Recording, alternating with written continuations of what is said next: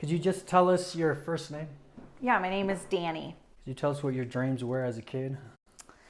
Ooh, that's a great question. Honestly, I feel like a lot of my friends, they talked about wanting to grow up, get married, have a family, things of that nature. And I was very focused on like establishing a career, having financial stability for myself, and like going to college. I think those were my big things that I focused on when I was a kid. Could you tell us about your childhood and your relationship with your parents? So I feel like I had a pretty traditional childhood. I was close with my parents and my brothers and my sisters. My parents divorced when I was 10, and that was probably where a lot of things started changing just because we had,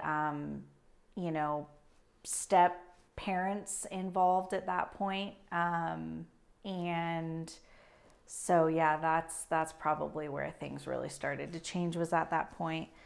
And then when I was 20, my dad passed away from cancer. What do you mean? Do you want to talk about more about when things started to change? Yeah, so my parents divorced when I was 10.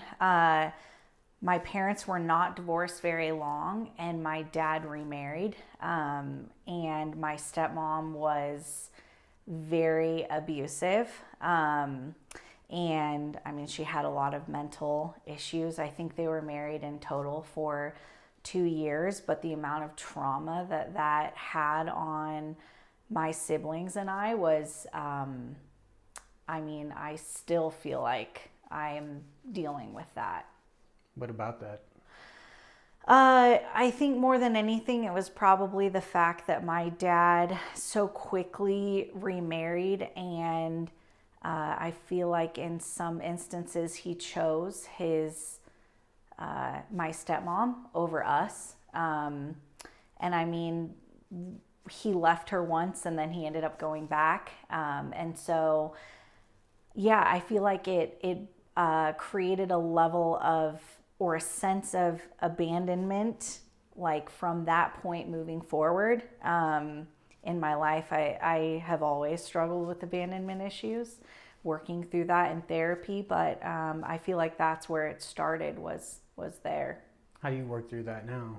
Therapy, understanding my attachment style in relationships, whether it's with friendships, with work, with significant others and things of that nature, and just understanding honestly how I've chosen partners from a romantic perspective has been a result of my anxious attachment style, and finding the individuals that are emotionally unavailable, and I will constantly have to earn their love or their respect just because of that situation,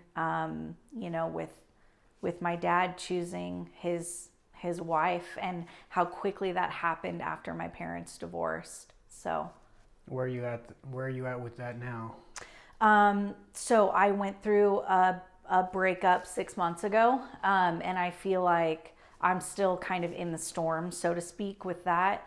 But I think I've had the most groundbreaking understanding of my attachment styles and the way that I've chosen, partners up to this point, like in my therapy sessions after my most recent breakup, because I chose somebody who was very much so emotionally unavailable, wasn't able to say I love you, and we were together for almost 2 years. I thought that was the person I was going to spend the rest of my life with, because he gave me breadcrumbs, and I took those breadcrumbs as like hope. And so now I guess I understand the red flags, but I also am understanding,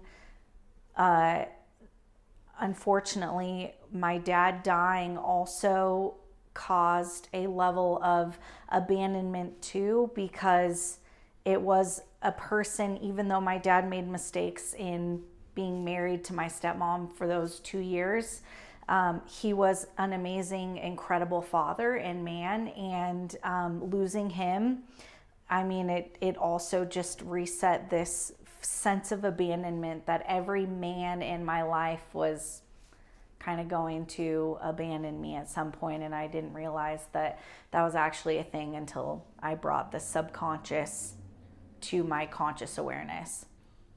What's the biggest lesson you take away from your childhood? I don't necessarily focus so much on my childhood as I focus on the death of my father, because that was the biggest impact. That was the one thing that caused the biggest impact in my life. And to be honest, I feel like it was one of the greatest blessings that could have happened in my life too, because the way that I look at life now through that experience is, I honestly believe that the things that happen to us are happening for us and not to us. And so I don't really look at things from like a victim perspective. I look at every experience that I've had as an opportunity to grow as a person. And I genuinely do not think that I would be the person that I am today had I not went through the things that I went through in life. Could you tell us about your first love and how that felt? So, I mean, I thought that I loved my high school boyfriend, but I don't think I knew what love was until I met my boyfriend after my dad had passed away. And I feel like we were together for almost 6 years. I grew so much as a person in that relationship. I turned into a different version of myself for the worst, I feel like, in that experience, because when my dad died, it was 3 weeks before my 21st birthday, and I turned to alcohol to just, I don't know, numb the pain. I didn't know anybody, like nobody in my family drank. So I didn't know the ramifications of alcohol. And so I just drank to numb the pain. And then I came into this relationship, soon after my dad had died. And I binge drank. So I wasn't drinking every day, but when I did drink, I would drink to a point of like blackout. And it was extremely unhealthy in my relationship. And so it was a very tumultuous 6 years. But again, I look at that experience as I grew so much through that. And I was single for about 5 years after that relationship, where I really started to fix the things that I hadn't faced yet, from the death of my father to forgiving myself in the person that I became in that relationship, because I did lose myself and I became a different version of myself in that relationship. But I'm extremely grateful for it, and it wasn't all bad times, but it was a very tumultuous relationship. What about your first loss or heartbreak? Yeah, the death of my father. I mean, that has caused, like I said, the greatest impact of my life was losing him. I took care of him as he died, and I had PTSD for a really long time after that. And being so young, I didn't even know what post-traumatic stress disorder was. It wasn't until like maybe 6 or 7 years after his death that I knew what it was. But yeah, that definitely caused a lot of trauma for me. Who would you say first taught you love? Yeah, my dad. I mean, my dad was a pretty stoic person, but the one things that would make him tear up would be him talking about like his love for his family and us, like as his children. And You know, he would do anything for us. He was the person that when I was scared in the middle of the night, like even after my parents were divorced, that I could call and he would stay on the phone with me so that I could like sleep. Yeah, he was the one that would just like show up. So, yeah. What's your definition of love? Love is a choice and it's an action. So, yes, there is a feeling, but I think that, you know, Hollywood and social media has created this this facade around love that it's, you know, just this overwhelming feeling. And every day you are choosing to love the people that are in your life. And I feel like a successful lifelong marriage and lifelong love means that you are choosing that person, and there are going to be ebbs and flows. And even in those times when you don't feel like fighting for it, you have to make the choice to fight for it. What's a good day look like for you? I would say, like I said, I'm still in kind of the thick of my storm right now, just because I'm 6 months into my breakup. And so my definition of a good day now would be different than my definition of a good day when things are going fantastic. But I will say that life was never meant to be easy, obviously. So I would just say, you know, getting up, like starting my work day with like a clear mind. I do some journaling. I pray every day. And then it would be a solid workout, like training session. I follow competitive CrossFit programming. And so having a solid session, I don't know, coming home and having a good dinner and just relaxing, I guess. I am a creature of habit, so. What about a bad day, and how do you get through that bad day? So I would say like 6 months ago, when I was going through the very beginning of my breakup, I've always been the kind of person that has just clawed my way to the surface, even when I feel like I'm suffocating. And so in those moments when it's like getting out of bed is a win, doing more than that, I forced myself to go to the gym because I knew that that was my therapy. Was, you know, even though I actually wasn't therapy, but it's therapeutic to go and release endorphins and be surrounded by people who love you and want the best for you and believe in you. And so I would just force myself to eat something, get out of bed, go to the gym. And I feel like that is a huge win. You got out of bed, you went and worked out, and you kept fighting. What's been a humbling experience for you? Yeah, probably the most humbling experience is competing in CrossFit. I've always been like, I feel like a natural athlete, and CrossFit has been extremely humbling because no matter how good you are, there are always people that are better than you. So I always tell people the first thing is it doesn't matter what your athletic background is, leave your ego at the door before you go into CrossFit, because you're going to more than likely get your ass handed to you. Is that humbling part a little bit freeing to realize that there's so many people who are better, there's people in the middle, people underneath you, but it freeing in the sense that you have to kind of just commit to the process and enjoy it. You do it because you like it and you get better along the way.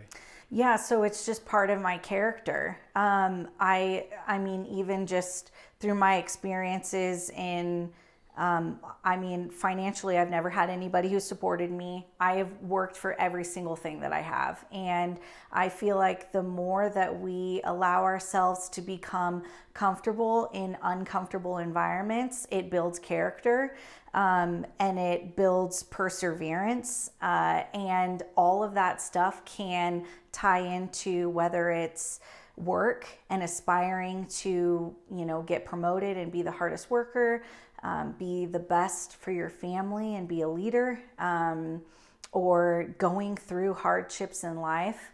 The more that we can allow ourselves to be in uncomfortable environments and learn to be comfortable with it, will just solidify our character and prepare us for those storms that come.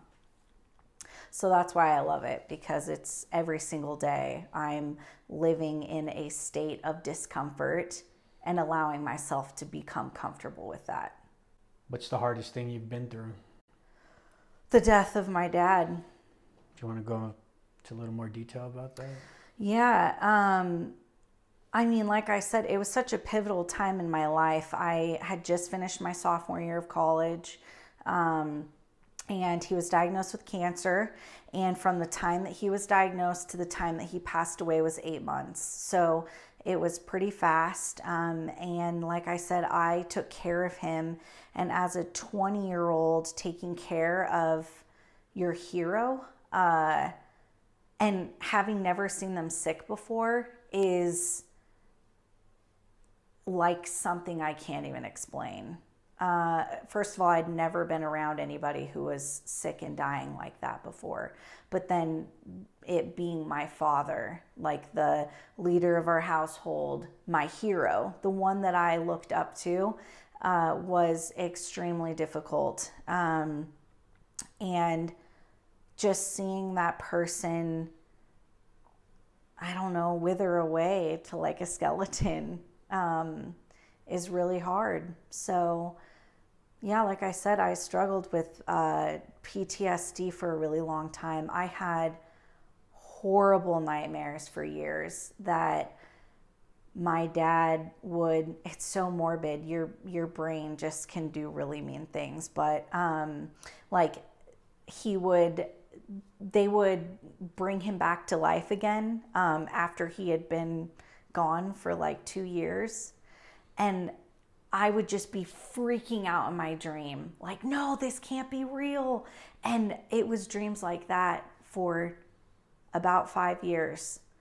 And again, I was so young, I didn't know that I was dealing with PTSD. But I mean, there would be so many triggers to the smell of latex gloves or a hospital or anything would just be an immense trigger for me. So yeah, that was the most difficult, but also the most profound experience of my life, because it also built a spiritual foundation for me, like nothing else I've ever experienced in my life.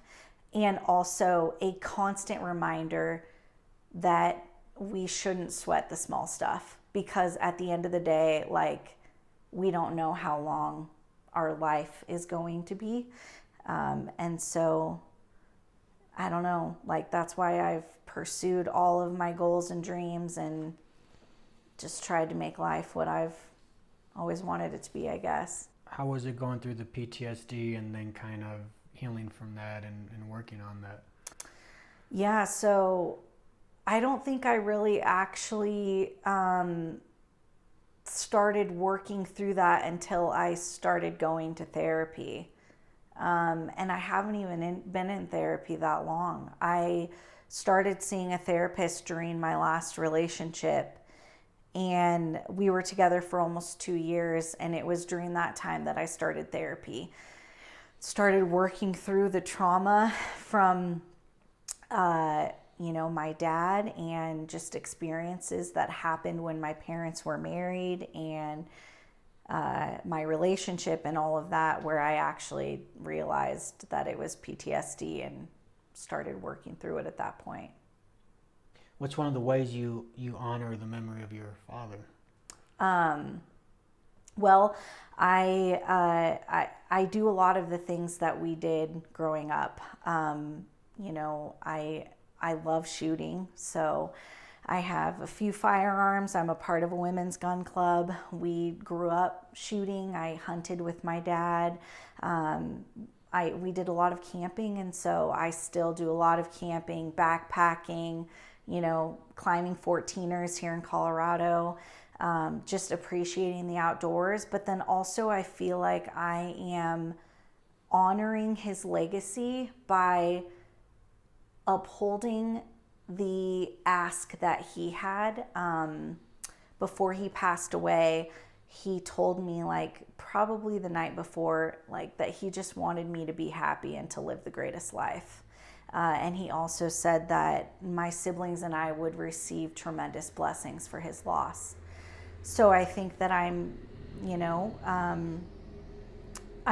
living out his legacy by accomplishing all of my goals, even the really scary ones that I don't know, I question are attainable sometimes. I still go out and pursue those, and just live a life without fear of failure.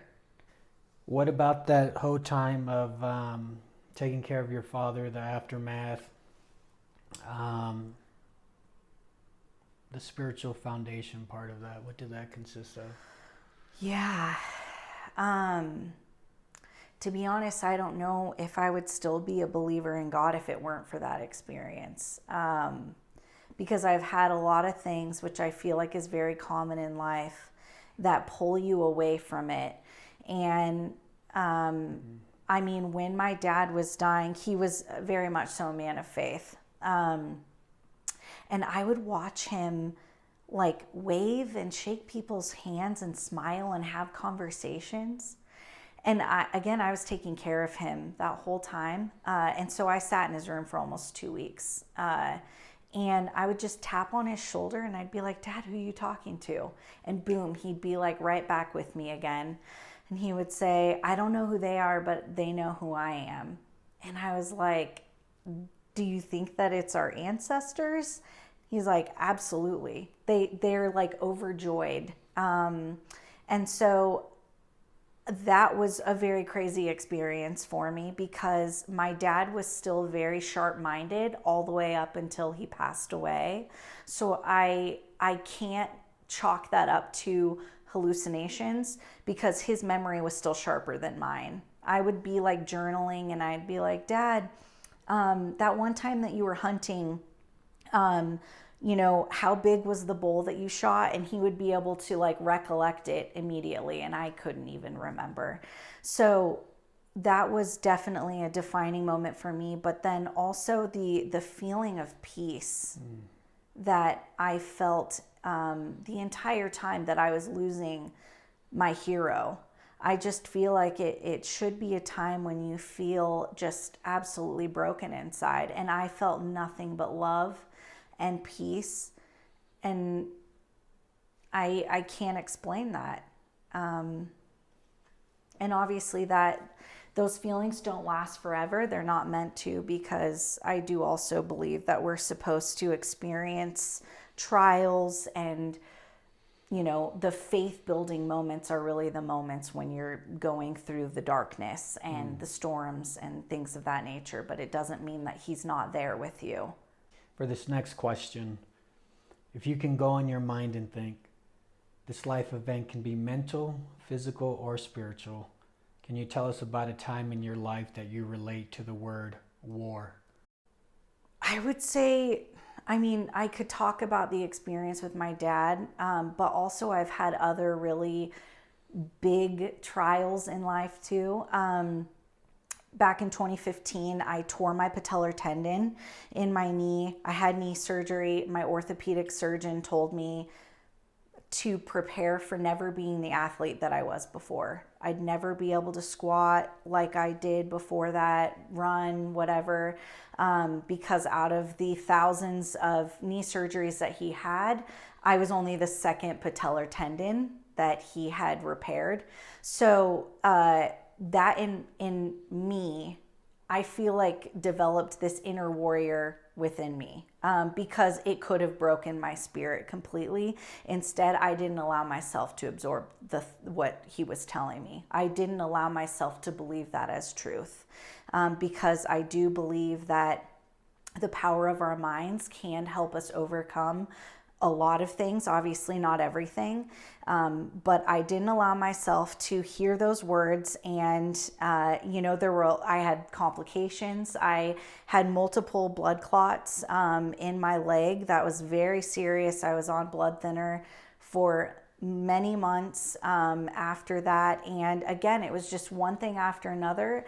The man that I was with for 6 years, we went through a breakup, and there was a pretty big betrayal that happened during that time with one of my training partners in CrossFit.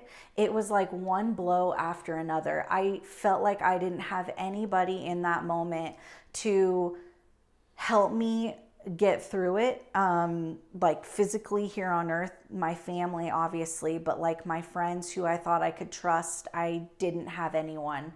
And I was rehabbing a knee surgery, and it was very uncertain as far as what was going to happen.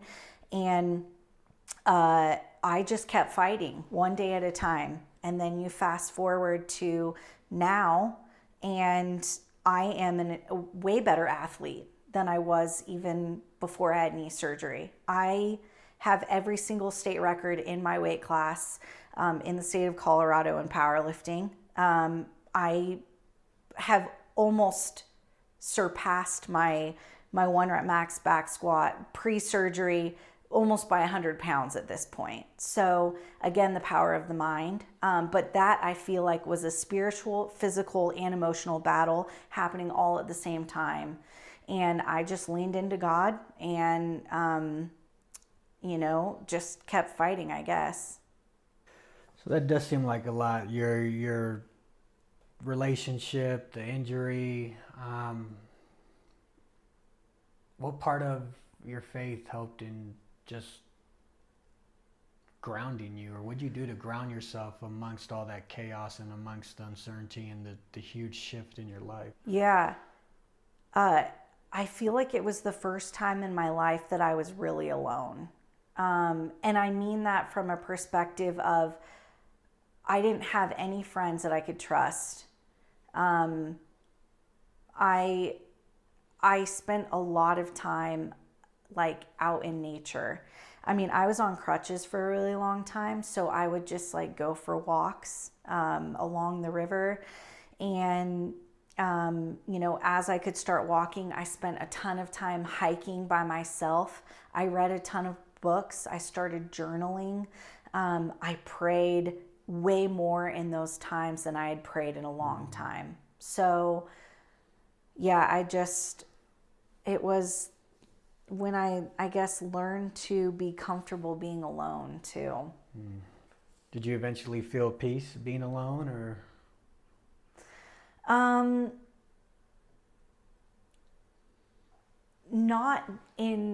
Not during that time, I don't think.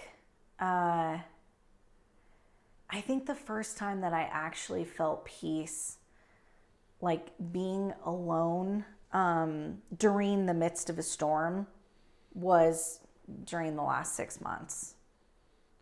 I think it's just taken a lot of work and establishing healthy coping mechanisms, and also establishing true self-love, which I've struggled with depression and worthiness like probably my whole life. And it hasn't been honestly until now that I actually feel, and I'm practicing this in my personal life of choosing me. And yeah, it's taken a long time. I'm 35 and I finally feel like I feel content being alone and happy with my own company. Could you tell us about a moment of peace in your life? I honestly feel like life is hard, and when you struggle with depression and you go through storms that are sometimes they really suck. It's sometimes hard to feel peace. But it is in the moments where, again, from a spiritual perspective, when I am deep in prayer or, like reading in his word, where just like a Bible verse will pop in my head that I'd never even thought about before. And it's just this level of reassurance. Again, kind of going back to the reminder of pain is perseverance, and it establishes perseverance. And, I believe that every struggle that I've been through in my life and every struggle that everybody else has been through in their life is only better positioning them for whatever their calling in life is. And it's honestly up to us whether we will lean into that or not. And I feel peace in knowing just that there is purpose in the pain, that it is building my perseverance, building my character so that I can receive my calling. If that makes sense.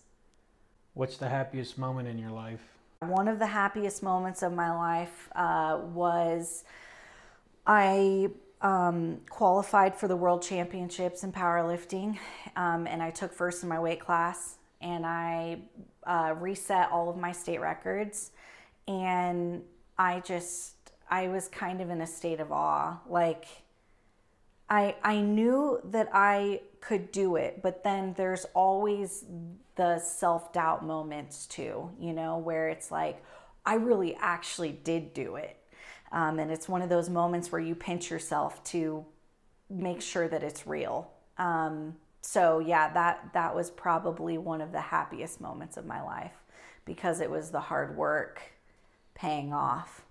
What inspires you? I feel like I'm a big fan of David Goggins. And just, again, individuals that have been through like so much in their lives and they've risen above it. They haven't taken it as a woe is me mentality, but instead, again, looked at that pain as purpose, and it built perseverance, and it created this person that has no fear, because you already know what failure and rejection feel like. You already know what rock bottom feels like. So what might as well just like go after it. And just that our minds really, really can pull us through just about anything. So I like those types of stories where people, are in rock bottom and rise above. What keeps you up at night? The fear of being alone.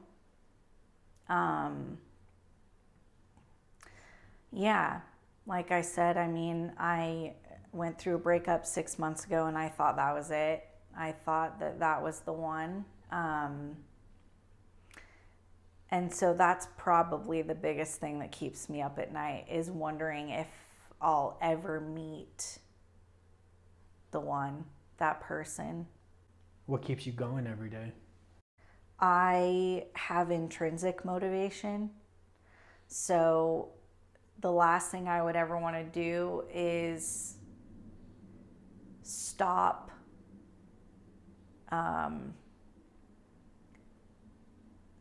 accomplishing or achieving goals. I set goals on a regular basis, quarterly goals. And so I've always got something that I'm working towards. And I know that if I stop, like even in the moments again where it's like getting out of bed is a win, those types of moments where you feel like you're at rock bottom and you can't see your way through, just having faith that if you keep going, do what you can every single day, there is always light at the end of the tunnel. But if you just throw in the towel, it's going to make it so much harder for you to pull yourself out of it in the long run. So I'm always just thinking about knowing that, like it could, some days it could be easier for me to just sit and cry and feel I don't know, the brokenness inside and not take action, but I know the ramifications of what it will do in the long run. And I want to be able to look back and know that I kept going. Imagine you're in the hospital today with only hours to live. What would be your regrets, if any? I try to not live my life with, I try to think about that. So ever since my dad died, I've thought about, thinking about what people would say about me at my funeral. Or if I were on my deathbed, what would be my regrets? I've read books about it even. And I try to just pursue those goals that scare the shit out of me. Because I don't want to regret it. And the worst thing that can happen is I fail. And failing is not a bad thing. It's a lesson, and we can learn from those and come back better. But it doesn't mean it's the end. So I don't really know if I would have too many regrets at this point. Because I've already I try to live my life like that. I've forgiven the people that have wronged me, so to speak. I've forgiven myself for the things that I've done, and I try to think about those things as often as I can. You told me what your dreams were as a kid. What are your dreams now? One of my biggest life goals my whole life has been finding my life partner. And unfortunately, as a type A person who likes to be in control, it's one of those things where I accept that I'm not in control. All I can do is keep working on myself and bettering myself. But as far as that goes, like, that's up to God. And so, but that's a big goal of mine. Other goals would be, I am a half a pound away from the world record bench press in my weight class in the USPA Federation. And so I went for that attempt at Worlds when I took first in my weight class, and I missed the lift, but that's not the end. Like, I want that. So yeah, I want that world record. I want to make it to the CrossFit Games one day. It's really hard to do, but I definitely think that with some more years under my belt, I could do it. So in my profession, I'm a manager of a recruiting team. I would love to be a head of talent. So those are probably the big things. And then having a family. You're the co-author of your life story. What's your picture perfect ending? Yeah. When I close my eyes and I think about the perfect day, and I've written it down before too, it's sitting on my porch, overlooking, the view of a lake. Like, we have property, and I'm sitting next to my husband drinking coffee, and we're watching the sun come up, and you hear the birds chirping, and it just feels like bliss, because you are sharing life with